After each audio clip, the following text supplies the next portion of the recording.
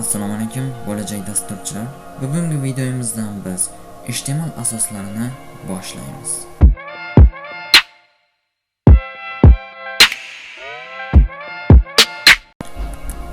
Demak, HTML nima uchun kerak?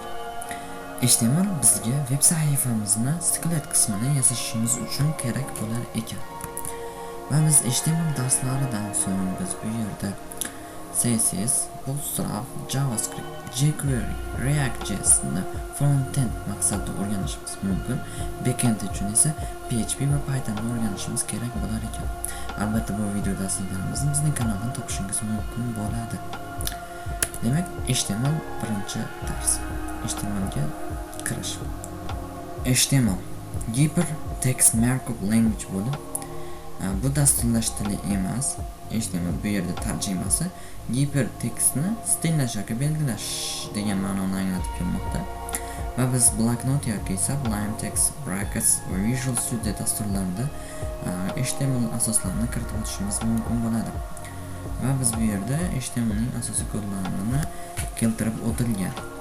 Demak, biz Visual Studio dasturidan foydalanib o'tamiz. Hozir bu yerda Ctrl+N tugmachasi orqali biz yangi fayl hosil qilishimiz, Ctrl+S esa bizda faylimizni saqlanib qolishimiz mumkin bo'lar edi. Bu yerda biz index tochka albatta qo'yiladi va undan keyin HTML deb yozilsa, biz HTML faylni e'lon qilayotgan bo'lamiz.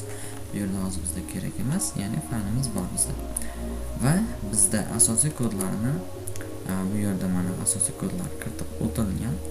Visual Studio asosiy afzallik taraflaridan biri biz undo qo'yishimiz orqali va tab tugmachasini bosishimiz orqali bizda HTML kodlarini chiqarib beradi.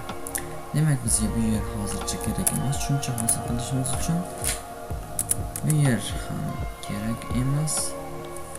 Mana bizda sodda dastur, sodda HTML kodi kiritib o'tildi. Ya'ni bu yerda biz doctype HTML orqali biz HTML fayl ekanligini va HTML bu yerda HTML kodlari kiritilishini, head tarkibida esa bizning saytimizning bosh qismida nimalar bo'lishi haqida, title esa bu yerda bizning web sahifamizga nom berib kelmoqda, ya'ni yuqori qismida. Body qismida esa biz asosiy kodlarni kiritib o'tamiz. Ya'niki biz shu Windows qismida, ya'ni oyna qismimizda ko'rinadigan har qanday shakl yoki tekstni body qismiga yozib chiqar ekanmiz. Bu bizda tag deb nomlanadi bu yerda. Masalan, HTML tag deb atalmoqda va taglar ikkiga bo'linadi. Juft tag va top tag.